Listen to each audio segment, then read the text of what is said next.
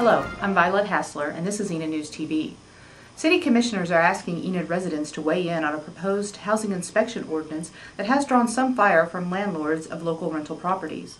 The ordinance, however, could affect all homeowners. A public hearing will be held 6:30 to 8:30 p.m. Tuesday, February 17th at the Cherokee Strip Conference Center, Main and Independence, downtown. The hearing is designed to allow city leaders to receive input on the proposal, which is intended, as city officials put it, to ensure the safe and sanitary living conditions for all city residents. Some Enid rental property landlords and management agents disagree the ordinance is needed, however, and that is where the debate begins.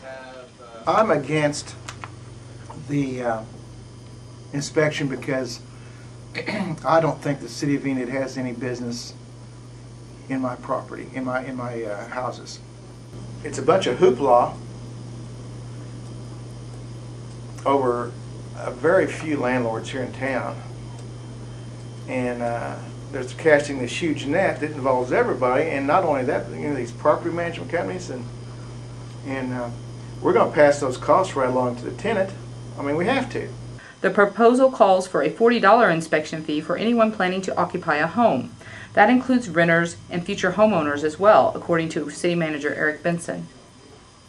Benson said the fee and certification details are fluid, however, and the Commission can decide to adjust those requirements. Benson has stressed the biggest problem in Enid when it comes to safety violations is absentee landlords, or those with rental homes in Enid who live outside the state. Tom Andrew with Andrew Real Estate helps manage some 200 rental properties locally, including those owned by out-of-state landlords. Some of those have even been shuttered until the landlord was ready and able to bring them up to code, which is a main sticking point to this proposal. Fisher and Andrew said there are ordinances already on the books that can take care of this problem.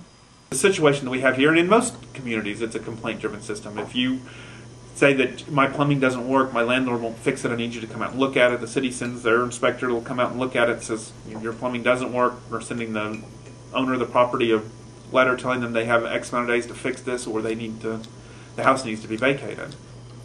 I'm not talking about substandard housing. I'm not talking about that at all.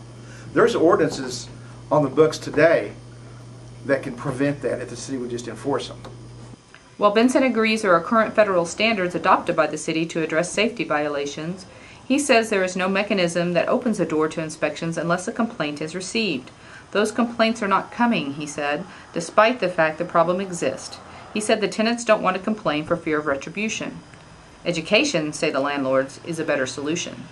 We have a fairly conservative base here in our community and in the world that we live in Enid anyway, that less government is what the majority of the people, I believe, look for, and this just seems like an awful lot of more government on top of rules that we already have. We've already got these in place, we've already got these rules in place. Let's try to educate people and let them know what they can do and how they can live. If the tenant is aware that they have rights, made aware crystal clear, and all they have to do is call the city office to have it inspected and corrected, what's wrong with that? That's a complaint-driven inspection. Just like the way the city operates on tall grass, trash in the yard. You can drive down any street, and if you drive far enough, you'll see trash or high grass, but they don't send them a letter till someone complains about it. While Benson concedes there are some rent-to-own contracts out there that are legitimate, many will set the renter up for failure and cheat that tenant out of sweat and financial equity. Benson said he believes someone has to help those people and that it is the role of city government to protect them. But Fisher and Andrew warn there will be a cost. If the costs go up to the landlords, the costs they're going to pass them on to the tenants. We're already dealing with 5% every year property tax increase. Every year. We're talking about a water bill going up 5% every year now. Not just this year, every year. It won't take long before those tenants can no longer afford the rent.